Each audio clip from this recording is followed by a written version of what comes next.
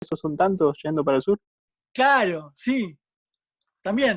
Ahí tenés, o sea, ejemplos de, sin que haya, digamos, un exótico, al producirse, digamos, una caza o una persecución del principal depredador, de los guanacos, del puma, se produce, digamos, que el predador que está encargado de hacer la regulación de las densidades poblacionales desaparece porque lo cazan, y eso la población de guanacos deja de estar regulada, ¿sí? Entonces se produce una superpoblación de los guanacos, por ejemplo.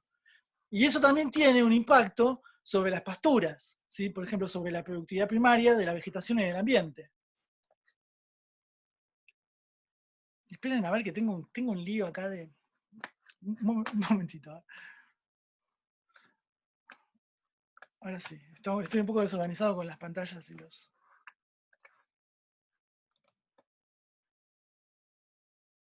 Sí, a ver.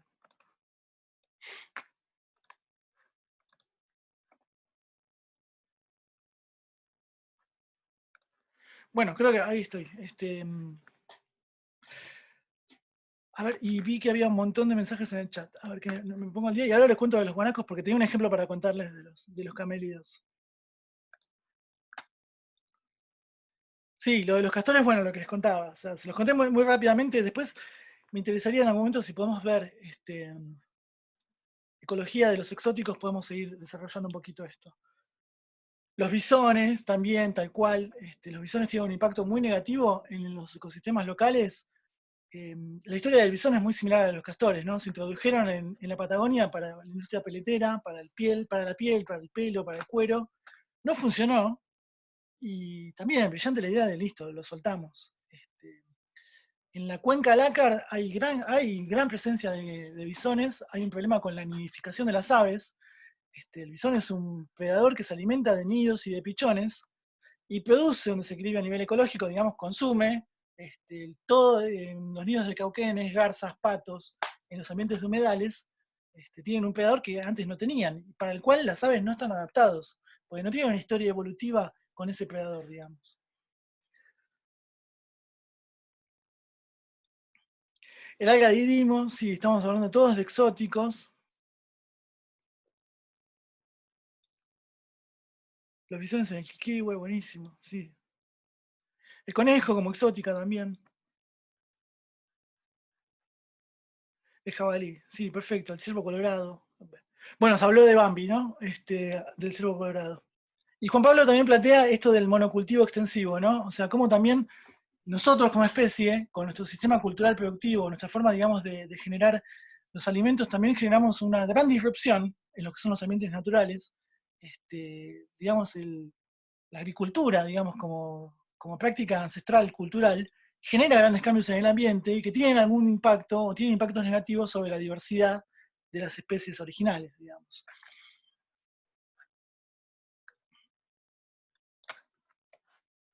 Bueno, excelente todos los ejemplos. Así que vamos a terminar la clase al borde de las lágrimas, porque en realidad estuvimos hablando de cómo la evolución genera nuevas especies y estamos armando una gran bolsa y una gran caja de cómo en una sola especie produce el efecto contrario, que es extinción, digamos. Estamos en una crisis muy seria de extinción de la biodiversidad. Esto es, si uno se remite a los números y a la pérdida de especies por año, es realmente alarmante. Y es como, bueno, hablábamos en clases anteriores, ¿se acuerdan que hablábamos de procesos de radiación adaptativa? Radiación adaptativa, les conté que era cuando en un intervalo corto de tiempo en términos geológicos, se produce una gran aparición de nuevas especies. Ese fenómeno se llama radiación adaptativa. Caso contrario, o sea, perdón, durante la radiación adaptativa hay una alta tasa de especiación, ¿sí? Del proceso que me genera nuevas especies. Estamos en una fase no de radiación adaptativa, sino de extinción, de pérdida numerosa de especies por unidad de tiempo. Tengo una pregunta. Venga. Hay procesos naturales de extinción, ¿no? Totalmente, sí. Vamos a hablar de esos procesos naturales. ¿Repetís la pregunta que dijo? ¿Si hay qué naturales? Procesos naturales de extinción. Ah, está bien. Hay procesos naturales, hay procesos graduales y hay procesos, digamos, estocásticos, o sea, aleatorios, no me sale la palabra, repentinos, digamos. Un ejemplo clásico de libro que todos conocemos es, por ejemplo, la extinción de los dinosaurios. O sea, por eso está acá, digamos, el dibujo del meteorito impactando en la superficie del planeta. Es como popularmente muy conocida, tuvo mucha prensa, digamos, todo el mundo conoce la extinción de los dinosaurios, digamos. Pero hay debate sobre el por qué, igual. ¿No? Sí, hay debate, ¿me dijiste? Sí, dije debate, como distintas Sí. teorías, como que Sí, no, tal no cual. se llega a una única conclusión de cómo se extinguieron. No, hay diferentes teorías, hay diferentes hipótesis, y nunca van a dejar de ser hipótesis, porque cada hipótesis está soportada por diferentes evidencias, y de nuevo, pasa con todos los problemas que tenemos con la paleontología. No podemos viajar al pasado a ver qué fue lo que realmente pasó. También ahí él está hablando de la mastofauna, de los mastodontes, mamuts y de los grandes mamíferos. ¿Hay algún ejemplo como ya en épocas que la humanidad tuviera registros de extinción de alguna especie que no sea por motivo del hombre o motivo causado por el hombre? Sí, no, me mataste con la pregunta, me dejaste pensando. Habría que buscar, ¿eh? No sé, porque yo todas las extinciones que conozco, todas tienen que ver con el hombre. De manera directa o indirecta. O sea, siempre metemos la pata. Sí. Vuelvo a la Está, extinción por causas naturales. Igual hay procesos glaciarios, por ejemplo, pienso en los mamuts, que dice Abel. Exacto. Con el proceso glaciario natural, ¿solo se hubieran extinguido o se tenían que haber adaptado en todo caso? Claro. Bien. Vamos, hay mucha información, así que vamos a ir acomodando sobre la mesa. Estamos hablando de procesos de extinción natural, donde el hombre no tuvo nada que ver. Hay grandes ciclos de extinción que están registrados en el planeta, que no se sabe muy bien por qué pasaron, porque hay diferentes teorías o hipótesis acerca de por qué ocurrieron, y que el hombre no tuvo nada que ver porque el hombre no existía como especie. Entonces, por ejemplo, la extinción de los dinosaurios es una extinción casi masiva, se habla de una pérdida entre el 70 y el 80% de la diversidad del planeta. En ese momento, cuando cae, supongamos que fue la del meteorito, supongamos, porque en realidad tampoco se sabe, digamos. Hay varias teorías acerca, como decía la compañera, digamos, hay varias teorías acerca de cómo se produjo, cuál fue la causa de esa extinción masiva. En el momento que cae el meteorito, si es que fue un meteorito, había un arreglo, una cantidad, un número de especies sobre la superficie del planeta. Cae el meteorito y se supone que en muy pocos años, estoy hablando de cientos a miles de años, se produce una reducción de entre el 70 y el 80% de la cantidad de especies que estaban sobre el planeta Tierra. Esta extinción es terrible, es dramática, o sea, el planeta casi queda devastado y despoblado. Hay en el registro histórico, geológico y paleontológico 500 millones de años para atrás, antes que los dinosaurios, cuando no existían los dinosaurios todavía, algo que se llama la extinción del Pérmico. En la extinción del Pérmico desapareció el 98% de la diversidad del planeta. ¿Sí? Ahí el planeta casi prácticamente quedó deshabitado. ¿Sí? ¿Quiénes sobrevivieron? Las cucarachas. O sea, por ejemplo, es el ejemplo clásico. Las cucarachas son muy antiguas, viven en el planeta desde hace millones de años. La extinción del Pérmico la pasaron. O sea, hay fósiles de antes del Pérmico de cucarachas, y es increíble. Las bacterias también sobrevivieron. Ciertos modelos de anfibios, ciertos modelos de peces. Sí, hablo de las cucarachas y en realidad estoy hablando de insectos, en realidad.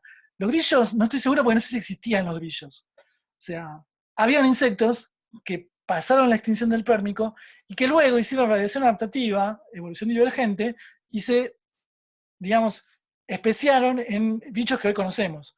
En esa época había bichos que no conocemos, ahora no desconozco los nombres, o sea, los fósiles tienen nombre, pero no son los bichos como los conocemos ahora, muchos de ellos.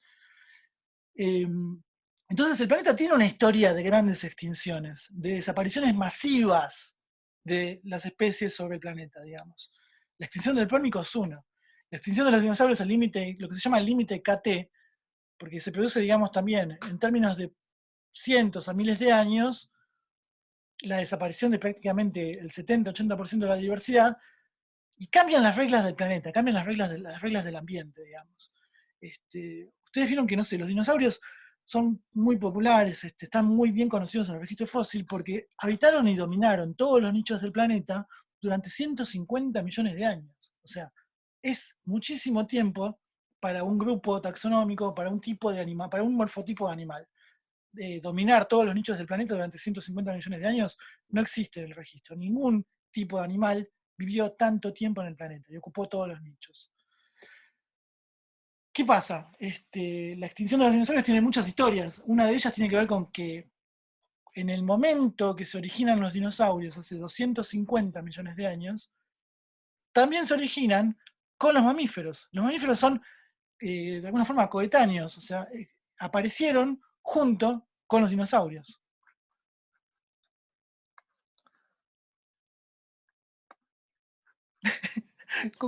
No entiendo muy bien las preguntas del chat.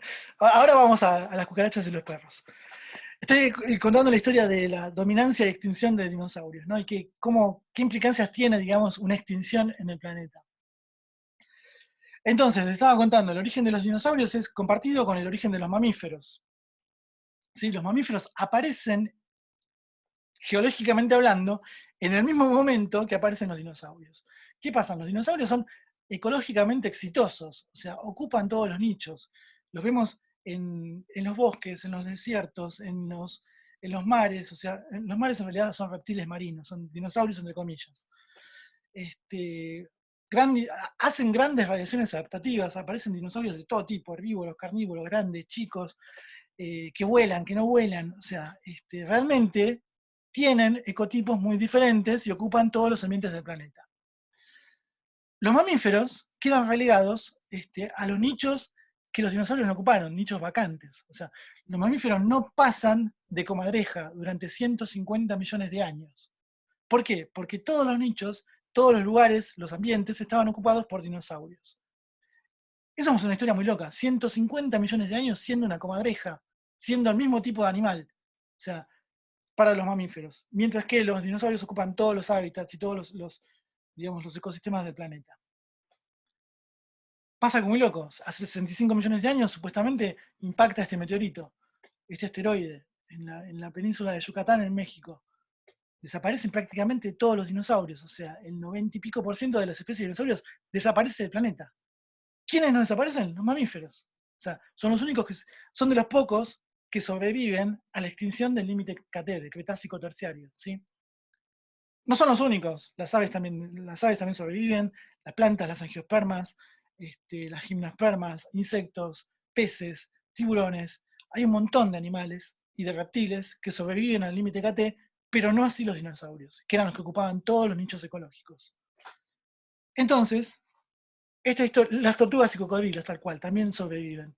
Las tortugas y cocodrilos son también muy antiguas. Aparecen con los dinosaurios y los mamíferos, como tortugas y como cocodrilos ya. Siempre estuvieron relegadas al nicho de agua dulce o al nicho de agua salada. Siempre fueron tortugas y siempre fueron cocodrilos y no conquistaron otros ecosistemas.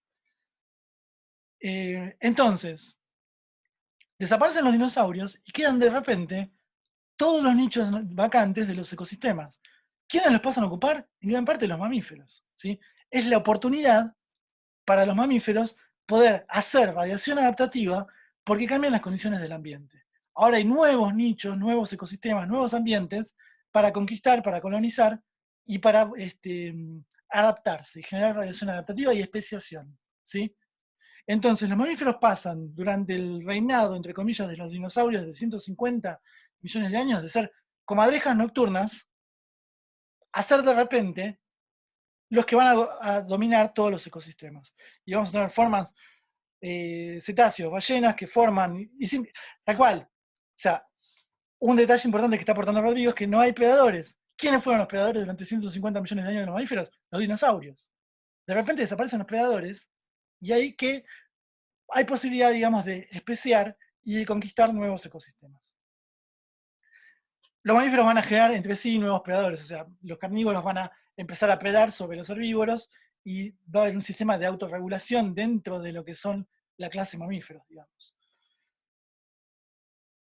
Otra parte interesante de esta historia es que se cree, la teoría por lo menos más aceptada ahora, dice que 150 millones de años de dinosaurios gobernando todo el planeta, los mamíferos quedaron relegados a nicho nocturno. O sea, simplemente cuando los dinosaurios no estaban activos, los mamíferos aprovechaban, hacían madrigueras en los árboles y tenían hábitos nocturnos. Se alimentaban de insectos, eran de pequeño tamaño. Es el único mamífero que se conoce, fósil, hoy por hoy. O sea, es un tipo de comadreja, digamos.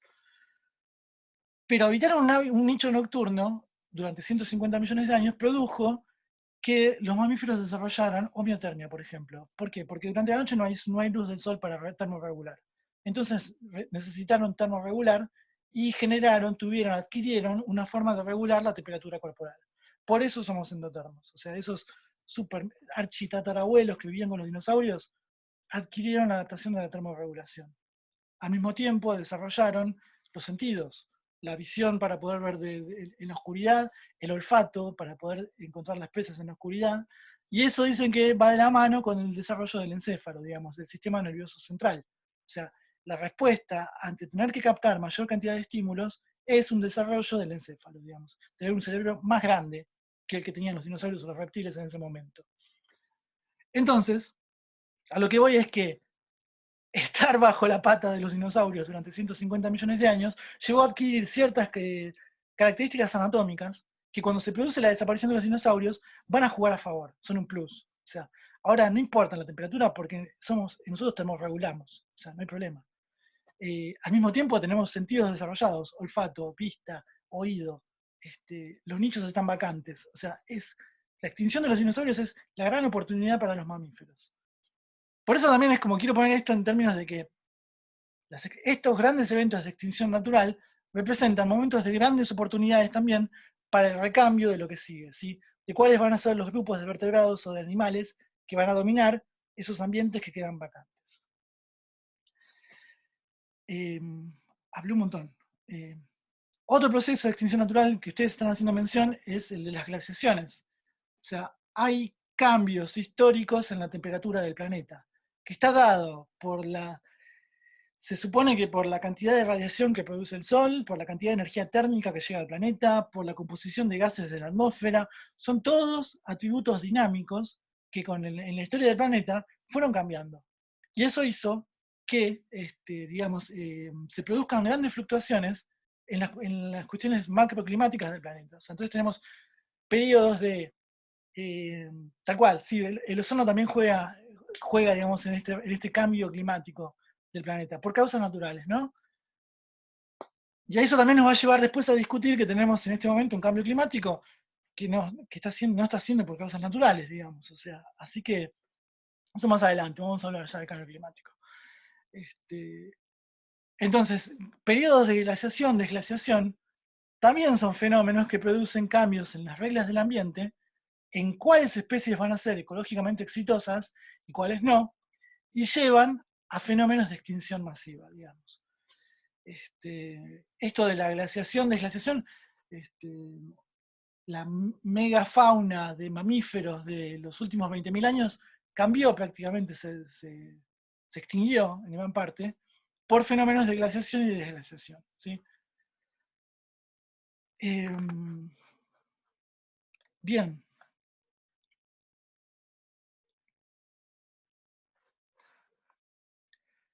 Más o menos estamos acá describiendo algunos fenómenos del fenómeno contrario a la especiación, que sería la extinción. Yo les quería contar, puse la foto acá de este paisaje con las vicuñas, brevemente, o sea, es algo que en lo que estoy trabajando ahora. Esto es en la provincia de San Juan, es el Parque Nacional San Guillermo. Queda al norte de San Juan, es el punto más austral, más sur de la Puna altoandina. Esto es entre 4.800, 5.000 metros de altura, y es un lugar es un parque nacional donde se producen o están en simpatría, digamos, están en coexistencia, guanacos y vicuñas. Guanacos y vicuñas son las dos especies de camélidos silvestres, digamos. Camélidos sudamericanos tenemos 4 especies, o son guanacos, o son vicuñas, o son llamas, o son alpacas. Las alpacas son domésticas, los guanacos y las vicuñas son los camélidos silvestres. En ese parque nacional coexisten vicuñas y guanacos, las dos especies silvestres. No es muy común, no hay muchos lugares donde las dos especies estén en simpatría, ¿sí? O sea, estén, digamos, ocupando, compartiendo el mismo ambiente. Es un lugar único, increíble, o sea, realmente es un ambiente de alta montaña, completamente remoto, o sea, ¿se acuerdan cuando yo los dejé plantados cuando empezamos el cuatrimestre, que me desaparecí 15 días, las primeras 2 semanas? Me fui a trabajar acá al Parque Nacional, tomando muestras, y les puedo asegurar que en esos 10, 15 días que estuve no me crucé con otra persona, o sea, con otra persona que no fuera, digamos, mis compañeros de laburo, o sea, con el equipo que estoy trabajando. O sea, así de remoto es. Para llegar ahí es un día entero en un vehículo 4x4 por el lecho de un río, no hay forma de acceso, digamos. Sin 4x4 no se puede subir. Ahora les cuento, o sea, puedo hablar por horas de esto, así que tampoco quiero aburrir. Y lo que está pasando en este Parque Nacional es increíble, o sea, existía hasta el año 2015 una población enorme, muy estable de vicuñas. Se piensa, no estaba muy bien estimado el número, pero se piensa que entre 50.000 y 70.000 individuos, o sea, un núcleo muy grande de vicuñas, y de repente se produjo una gran epidemia de sarna. O sea, la sarna es producida por un parásito externo, un ácaro. Un ácaro es un tipo de invertebrado artrópodo. Es como una araña, pero no es una araña, es un ácaro. Macroscópico, porque se puede ver, o sea, es muy chiquito, pero es macroscópico. Hay ácaros que son microscópicos. Esto produce, digamos, laceraciones o, digamos, lesiones en la piel, una debilitación del sistema inmunológico de los animales y una posterior muerte. O sea, y lamentablemente lo que estamos viendo es que hoy por hoy, cuando voy a trabajar a San Guillermo, estoy trabajando con un grupo de 40 vicuñas, y creo que es todo lo que quedó. O sea, no hay más vicuñas, o sea, se murieron todas por efecto de esta enfermedad, de esta epidemia, que se cree que vino desde el norte de Catamarca y que fue una transferencia horizontal desde llamas o desde alpacas. Entonces esto es lo que se denomina un fenómeno de extinción local, ¿sí? ¿Se van a extinguir las vicuñas? No, porque por suerte hay otras subpoblaciones o otros lugares donde las vicuñas están bien, no están enfermas, están aisladas, digamos, y no están teniendo este fenómeno de gran retracción poblacional. Pero sí en San Guillermo, o sea, pasamos de 70.000 individuos a, no terminé de hacer los análisis, pero me parece que hay 40, 50, o sea, no hay más individuos que eso. Cuando pasan estos fenómenos, sí, escucho. La sarna fue su COVID. Claro, exactamente, sí, exactamente. Es un gran fenómeno, digamos, de epidemia y, digamos, de mortalidad global, total de esa población, digamos. Yo te diría que fue más como su peste negra. Exacto, sí. La tasa de mortalidad del virus que estamos padeciendo ahora es baja, está por debajo del 5%. Esta sarna liquidó prácticamente al 97-98% de la población, se supone, si hacemos bien las cuentas. Así que la tasa de mortalidad y la tasa, digamos, de supervivencia de las vicuñas es bajísima frente a este patógeno. Esto se fue de las manos porque no investigaron antes, no contuvieron antes, Sí, o lo descubrieron ahora. en realidad, o sea, la gente con la que estoy laburando dio aviso de esto cuando vieron los primeros individuos con la enfermedad. Acá me parece que hay una responsabilidad compartida y un mal manejo de parte del plan de manejo del Parque Nacional, porque el plan de manejo podría haber tomar algún tipo de acción, por ejemplo, liquidar a los individuos, o sea, hacer una selección sanitaria, un raleo, y los individuos que se veían con la enfermedad directamente quitarlos, o sea, matarlos y se sacan de la población, digamos. Eso podría haber sido una opción. Está en el nivel, digamos, de agresividad de la enfermedad que la población fue diezmada en 2 años. O sea, de una temporada a la otra prácticamente desaparecieron las vicuñas, ¿sí? Sí, pero ¿por qué fue? ¿Por qué fue que llegó la sarna? No, se piensa que fue por una transferencia horizontal de llamas domésticas que están en Catamarca, que las tienen criadores, o sea, crianceros, hacia la población de las vicuñas. Esto es, en algún lugar se produce una simpatría, se produce, digamos, un contagio, y tenés una vicuña vector que llevó el patógeno al núcleo, digamos, o al ojo de la población natural, digamos. O sea, lo mismo que estamos viendo ahora con el virus, es un fenómeno de contagio, ¿no? Sí, además, ¿no? O sea, que la garrapata en sí misma también es un vector de otras patologías.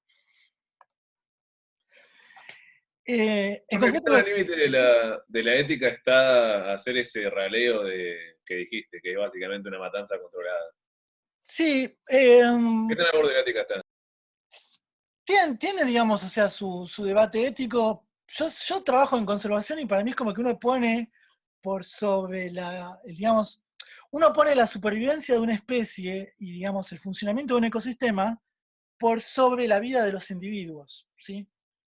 Ya, esto también lo vamos a charlar después un poco en ecología, ¿no? O sea, cuáles son las propiedades emergentes de individuo, de población, y uno en realidad lo que está asegurando, digamos, uno piensa en como, bueno, sacrifico 10, 100, 20, las que necesite para salvar 20.000, y para salvar además todo un ecosistema, ¿sí? Porque estas vicuñas dan un servicio ecosistémico, son presa del puma, ejercen una presión de pastoreo sobre la vegetación, hay un ciclo de nutrientes que tiene que ver con la presencia de esas vicuñas, o sea, el funcionamiento global del ecosistema está asegurado si las vicuñas están sanas, ¿sí? Entonces, yo decidiría, en todo caso, sacrificar esas vicuñas enfermas que vienen con un vector que indirectamente es culpa del hombre, digamos, o sea, no es un proceso natural. O sea, este ácaro vino de las llamas criadas por el hombre que el hombre puso ahí, ¿sí?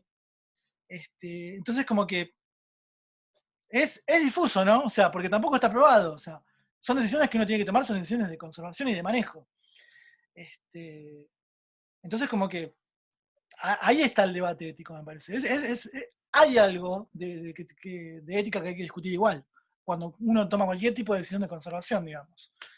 Con los castores en Tierra del Fuego pasa lo mismo, y pasa lo mismo con los ciervos, y pasa lo mismo con la trucha, y con el conejo, y con todos los ejemplos que me dieron ustedes. O sea, ¿cómo hacemos para restablecer la funcionalidad de un ecosistema y asegurar la supervivencia de las especies nativas silvestres de cada ecosistema? ¿Debemos exterminar o quitar, digamos, al exótico o no? O sea, lo dejo como pregunta retórica, ¿no? O sea, cada uno, hay diferentes corrientes o paradigmas de conservación, ¿no? La conservación de la biodiversidad habla de la restauración de los ecosistemas como eran originalmente, porque originalmente eso era producto de una historia de evolución, de selección natural, ¿no? O sea, que la vicuña esté ahí no es casual, comparte una historia de evolución con ese ambiente, con la formación de la cordillera de los Andes, con la formación digamos, con la colonización de esa vegetación, con el puma, con los guanacos, o sea. Exacto, ahora estamos en un proceso de cambio que es el que yo estoy estudiando en mi proyecto, porque lo que estoy viendo es que desaparecieron las vicuñas. ¿Y qué pasa con el puma? ¿A dónde se fue? Y desaparecieron las vicuñas, y ahora está verde ese ambiente, que era amarillo o piedra nada más. Entonces cambia el ciclo de nutrientes, cambia la productividad primaria, cambian los herbívoros.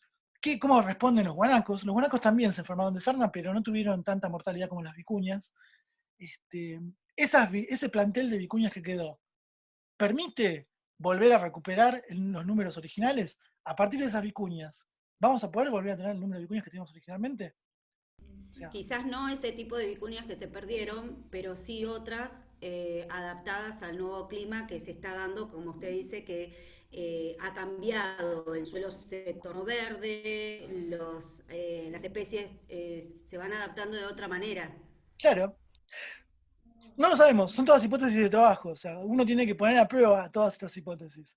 Por otra parte, también nos pasa que se produjo una gran extinción local, y no solo se pierden los individuos, ¿no? Sino que también se pierden las variantes alélicas, un pool génico, ¿sí? Un reservorio de genes o de variables genéticas dentro de esa especie de vicuña que permitían a esa vicuña afrontar o sobrevivir ante cambios en el ambiente. Perdón. Entonces, estas 40, 50, por poner un número, vicuñas que quedaron, me representan lo que en evolución se llama un cuello de botella, ¿sí? porque yo de todo el pool de genes y de variantes y de posibilidades genéticas que tenía originalmente, me quedo simplemente con una fracción ahora. El ¿No es resto parecido se a lo que perdió, se pasó con la perdió. jirafa? ¿Cómo Vero? No te escuché. ¿No es parecido a lo que pasó con la jirafa cuando usted daba el ejemplo de la jirafa que se fueron adaptando y los que sobrevivieron fueron los que se adaptaron mejor al ecosistema de ese momento? Hoy las Sí, que quedaron quizás tienen su sistema inmunológico mucho más fuerte, por eso no adquirieron la enfermedad y continúan en esto que usted está diciendo que es el cuello de botella de la supervivencia. totalmente, totalmente. Esto es un proceso de selección, ¿sí? O sea, acá hay un fenómeno de selección, ¿sí? De todo lo que tengo, solamente me sobrevive lo que está mejor adaptado. ¿Qué está mejor adaptado? Estas 40 vicuñas que no sabemos por qué resistieron al ácaro, a la sarna, ¿sí? Entonces, algún tipo de ventaja adaptativa tienen estas variantes, estas posibilidades génicas, por sobre las que desaparecieron. El problema es que el día de mañana estas vicuñas están pasando por un cuello de botella y mi población del Parque Nacional San Guillermo va a estar sostenida solamente con las variantes génicas que tengo en estas 40 vicuñas, ¿sí?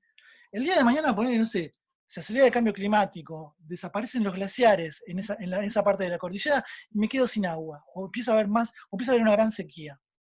Y estas vicuñas que sobrevivieron, no sé si están adaptadas para la sequía, están adaptadas para la sarna. O sea, entonces como, de nuevo, el ambiente todo el tiempo pone una cuota de azar y de cambio aleatorio en las condiciones. Entonces, el día de mañana quizá el factor determinante ya no sea la sarna, ya no sean los ácaros, y sea, no sé, otra variable ambiental, por ejemplo, estoy poniendo un fenómeno de sequía. Y para una población es más fácil sobrevivir a una sequía si somos 70.000 con diferentes variables que si somos 40 con lo que quedó de la sarna, ¿sí? Chicos, se va a cortar en menos de un minuto. Estoy viendo que hay muchas cosas en el chat. Hay una consulta de Va a Abel. pasar lo que pasa con los monocultivos, que también, o sea, en cuanto viene algún bicho que no están preparadas, como son todas iguales, porque están genéticamente modificados, o sea, hay más probabilidad de que no me quede nada. Sí. Sí, es un buen ejemplo también, sí. O sea, también estamos hablando de grandes cambios ambientales, donde cambian las reglas del ecosistema, donde las especies pueden no estar adaptadas para esas nuevas reglas, y de nuevo, o sea, estamos generando un factor disruptivo de cambio en las reglas del ecosistema, y las especies no están adaptadas para eso. Chicos, se corta. Volvemos y le damos un cierre a esto en 10, 15 minutos, o sea, porque no, les prometí hoy sí que la clase no iba a ser muy larga. Hay varias consultas de Abel, así que vamos a volver con esto. Abel, voy a leerte antes que se pierda el chat. ¿Dónde entra el hombre? Perfecto. El panda es todo un caso emblemático. Sí, sí.